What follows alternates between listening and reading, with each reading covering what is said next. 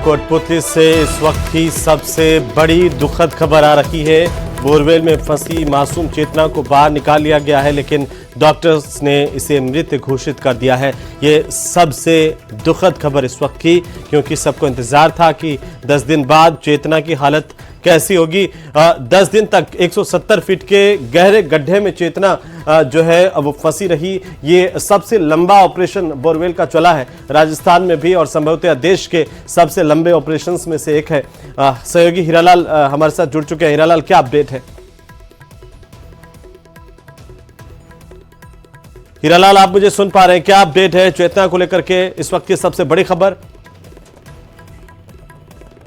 तो बीडीएम अस्पताल में डॉक्टर्स ने चेतना को मृत घोषित कर दिया। 10 दिन तक चेतना गड्ढे में फंसी रही, उसे बाहर नहीं निकाला जा सका था, लेकिन आज 10वें दिन शाम होते होते, रात होते होते जब उसे बाहर निकाला गया, तब तक बहुत देर हो चुकी थी। और जिस तरह की आशंकाएं थी देखिए, लेकिन एक उम्मीद की किरण थी कि आखिरकार चेतना फिर से चहचहाती हुई बाहर आ पाएंगी, लेकिन विधि का विधान कुछ और ही था, विधाता को कुछ और मंजूर था। अब यही हमारे सामने रह गई है बातें, क्योंकि इतना लंबा ऑपरेशन चला। इस ऑपरेशन को लेकर के शुरुआत से ही सवाल खड़े हुए कि हमारी एसडीआरएफ एनडीआरएफ के पास में संसाधनों के नाम पर क्या है, क्या हम तुरंत रेस्क्यू ऑपरेशन करने में सक्षम है। वो भी देश ने देखा, इस बात को भी देखा प्रदेशवासियों ने कि कैसे एक बोरवेल से बच्ची को निकालने का ऑपरेशन 10 दिन तक लंबा हो सकता है, और उसके बाद भी लोगों की उम्मीदें थी कि चेतना बाहर आएंगी और सकुशल लौट पाएंगी, लेकिन वो उम्मीदें अब धराशायी हो गई हैं। डॉक्टर्स ने चेतना को मृत घोषित कर दिया है, बच्ची की मौत हो गई है। हालांकि तुरंत एम्बुलेंस के जरिए जैसे ही निकाला, उसे अस्पताल लेकर के पहुंचे थे, और इसके बाद अस्पताल में मेडिकल मुआयना किया गया डॉक्टर्स की तरफ से। और अब आखिरकार फाइनली जो सबसे बड़ी खबर मिल रही है, दुखद खबर है प्रदेश के लिए भी, देशवासियों के लिए भी, कि मासूम बच्ची चेतना को नहीं बचाया जा सका। 10 दिन बाद उसे गड्ढे से तो बाहर निकाल लिया गया, लेकिन मौत के मुंह से हम उसे खींचकर नहीं ला पाए, और आखिरकार चेतना जो है अवचेतन में समा गई है। एक लंबे वक्त के लिए हमारे सहयोगी हीरालाल मौके पर मौजूद है। हीरालाल, दुखद खबर है, क्या इसकी पुष्टि हो पाई है? जी बिल्कुल, देखिए इस समय की सबसे बड़ी खबर यही है कि जो बच्ची चेतना जो पिछले 10 दिन से उस बोरवेल के गड्ढे में फंसी हुई थी, आज उसको बाहर तो निकाल लिया गया, लेकिन अभी जो अस्पताल में जो उसको लेकर जाया गया था, वहां मेडिकल टीम ने उसको मृत घोषित कर दिया गया है। तो सबसे बड़ी इस समय की जो अपडेट है, बच्ची की डेथ हो चुकी है। जो बच्ची लगातार 10 दिनों से मौत और जिंदगी की जो जंग लड़ रही थी, वो आखिर वो जंग हार चुकी है। तो कहा जा सकता है कि मेडिकल बुलेटिन द्वारा जो जारी किया गया है मेडिकल एक्सपर्टों द्वारा, उसमें बच्ची की डेथ डिक्लेयर कर दी गई है। जी हीरालाल, बहुत लंबा वक्त हो गया था, उम्मीदें तो फिर भी थी, लेकिन बचा नहीं पाए हम चेतना को। जी बिल्कुल, देखिए 10 दिन का बहुत लंबा समय होता है, क्योंकि एक एक मिनट, एक एक है जो सेकंड उस सांसों पर भारी पड़ता है। जिस प्रकार से ये पूरा रेस्क्यू ऑपरेशन 10 दिन तक चला, लगातार जो रेस्क्यू टीम के जो अधिकारी थे उस बच्ची को बाहर निकालने की कोशिश कर रहे थे, एफर्ट्स कर रहे थे। तमाम जो सुविधाएं यहाँ उपलब्ध कराई जानी थी, उनमें भी कहीं ना कहीं जो देरी है, तो इस पूरे रेस्क्यू ऑपरेशन में जो देरी होने का कारण है, वो कहीं ना कहीं ये साबित होता है कि जो उनकी दूरदर्शिता थी, जो आपकी सामंजस्यता, जो हाई टेक्निकली जो इक्विपमेंट होने चाहिए थे, उनकी जो कमी है, इस पूरे रेस्क्यू ऑपरेशन में हमें देखने को मिला। और जो बच्ची पिछले 10 दिन से उस बच्ची को बाहर निकालने में जो उन्होंने जो देरी हुई है, वो कहीं ना कहीं इस जो डेथ हुई है, वो एक बहुत बड़ा कारण है, बहुत बड़ा एक सवाल ये बच्ची चेतना अपने पीछे छोड़ के गई है कि जो अन्य जो इस प्रकार की घटनाएं घटित नहीं हो, इनकी चेतना जो अधिकारी हैं, जो सरकारी लेकिन सबसे बड़ा सवाल तो ये है कि आखिरकार चेतना जो सवाल पीछे छोड़ गई है, उससे क्या हम कोई सबक लेंगे? क्योंकि इससे पहले आर्यन वही सवाल छोड़ करके गए थे और हमने कुछ नहीं सीखा।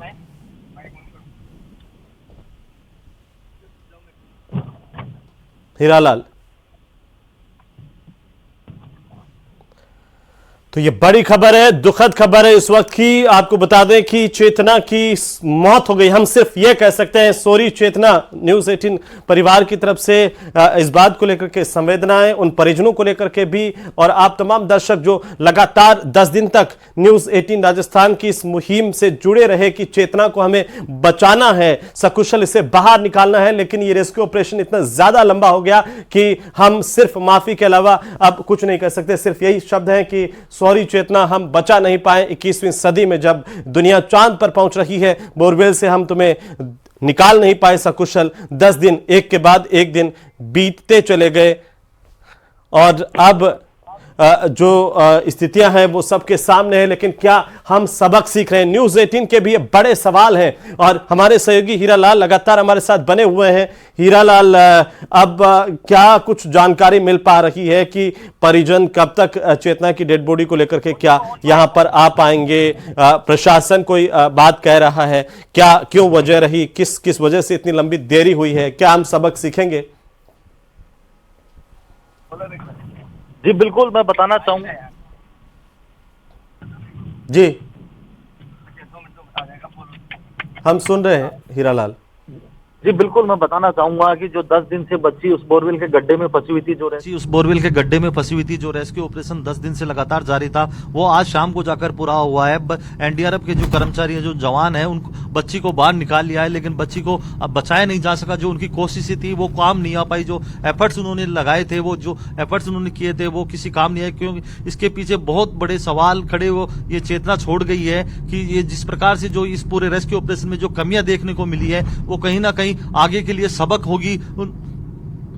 जी हीरालाल, प्रशासन पर भी गंभीर सवाल है कि 3 घंटे 3.5 घंटे बाद तो रेस्क्यू ऑपरेशन शुरू हो पाया, उसके बाद भी हम कोई डिसीजन नहीं ले पाए, जूझते रहे। कभी हम लोकल टेक्निक अपनाते रहे, देसी जुगाड़ अपनाते रहे, कभी हाई टेक्नोलॉजी अपनाए, इस उधेड़बुन में हम रहे। जी बिल्कुल, देखिए जब बच्ची बोरवेल में गिरी तब स्थानीय स्तर पर जो परिजनों ने अपने स्तर पर उस बच्ची को बाहर निकालने का जो प्रयास किया, बच्ची को रस्सी के सहारे बाहर निकालने की जो कोशिश थी वो नाकाम साबित हुई। इसके बाद उन्होंने प्रशासन को सूचना दी। प्रशासन ने एनडीआरएफ और एसडीआरएफ की टीम को मौके पे बुलाया। जब एसडीआरएफ और एनडीआरएफ की टीम मौके पे पहुंची, इसके बाद उन्होंने रेस्क्यू ऑपरेशन शुरू किया। लेकिन शुरू तो किया, लेकिन उन्होंने जुगाड़ू टेक्निक के सहारे उस बच्ची को रेस्क्यू करने की कोशिश थी, वो कहीं ना कहीं जो नाकाम साबित हुई, क्योंकि जो जुगाड़ू टेक्निक थी 3 दिन तक लगातार वो जुगाड़ू टेक्निक के सारे प्लान ए एग्जीक्यूट करते रहे। बाद में जब उनको लगा कि प्लान ए फेल होता नजर आ रहा है, तब उन्होंने प्लान बी एग्जीक्यूट करने की सोची, क्योंकि एसडीआरएफ की टीम ने जिला प्रशासन को पहले दिन ही कह दिया था कि आप प्लान बी एग्जीक्यूट कीजिए, क्योंकि पाइलिंग मशीन है उसको मौके पे बुला लीजिए और पाइलिंग मशीन के द्वारा एक प्लान बी एग्जीक्यूट करके पैरेलल एक गड्ढा खोदिए। उसके बाद है जो दोनों प्लान है साथ एग्जीक्यूट कीजिए। लेकिन कहीं ना कहीं जो आपसी सामंजस्यता की कमी थी, जिला प्रशासन ने पाइलिंग मशीन को बुलाने में जो नासमझी दिखाई, वो कहीं ना कहीं ये जो देरी हुई है उसका एक बहुत बड़ा कारण है। जब पाइलिंग मशीन यहाँ पहुंची, क्योंकि काफी दूर से पाइलिंग मशीन मंगाई गई, बताया जा रहा है कि हरियाणा के मानेसर से ये पाइलिंग मशीन मंगाई गई थी। पाइलिंग मशीन जब यहाँ पहुंची, उसको एक दिन खड़ा रहना पड़ा। उसके बाद उस पाइलिंग मशीन की खुदाई जब चालू की गई, तो वो 150 फीट तक की खुदाई करने वाली क्षमता की जो पाइलिंग मशीन थी, लेकिन जो बालिका थी 163 फीट की गहराई में अटकी हुई थी। इसके बाद दूसरी मशीन यहाँ बुलाई गई। तो कहीं ना कहीं कहा जा सकता है कि जो ये दूरदर्शिता का जो अभाव है, जो इस रेस्क्यू ऑपरेशन में जो देरी हुई है, वो कहीं ना कहीं सबसे बड़ा कारण है। हाईली इक्विपमेंट जो इनके पास होने चाहिए थे, क्योंकि जिस प्रकार से जीपीआर मशीन की सहायता कल से जो जीपीआर मशीन मंगवाकर उसकी लोकेशन मालूम की गई, तो ये दूरदर्शिता का अभाव है। जो हाइड्रोलिक मशीन थी जो इन्होंने मंगवाई थी, वो 150 जो टन क्षमता वाली जो क्रेन थी उसको हटाकर दूसरी 200 टन क्षमता वाली क्रेन मंगवाई गई, केसिंग पाइपों को अंदर डालने के लिए जो पूरी प्रक्रिया की गई। तो जितनी तमाम जो देरियां हुई है, वो आपसी समझ और आपसी दूरदर्शिता की जो कमियां हैं, वो कहीं ना कहीं ये इस रेस्क्यू ऑपरेशन में देरी का कारण बनी है। जी हीरालाल, पहले दिन से पूरे 10 दिन तक लगातार आपने इस रेस्क्यू ऑपरेशन को न केवल कैमरे की नजर से बल्कि अपनी आंखों से देखा है, वहां पर 24 घंटे रिपोर्टिंग करते हुए देखा है। क्या लगता है आपको, हमें क्या सीखने की जरूरत है इस रेस्क्यू ऑपरेशन से, जिससे हमने कह दिया कि ये खत्म तो हो गया लेकिन सफल नहीं हुआ?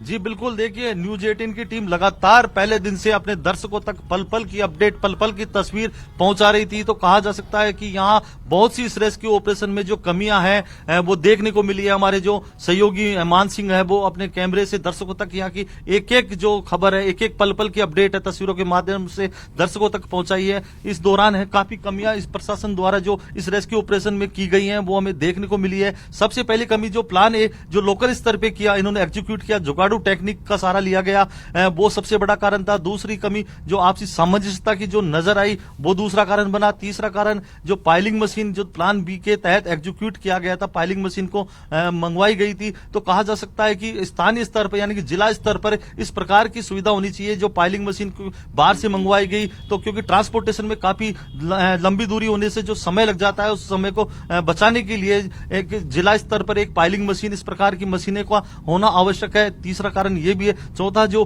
अत्याधुनिक जो उपकरण है वो इस रेस्क्यू ऑपरेशन के दौरान देखने को मिला। साथ में जो लोकल स्तर पे जो लोग हैं जो इस प्रकार के बोरवेल खोदते हैं, इस प्रकार के जो गड्ढों को भरने का कार्य करते हैं, उनकी सुविधा जो उनकी अनुभव है उनसे साझा करना चाहिए था। साथ ही जो उत्तराखंड में रेट माइनर्स की जो टीम थी वो यहां जरूर पहुंची थी, लेकिन उस रेस्क्यू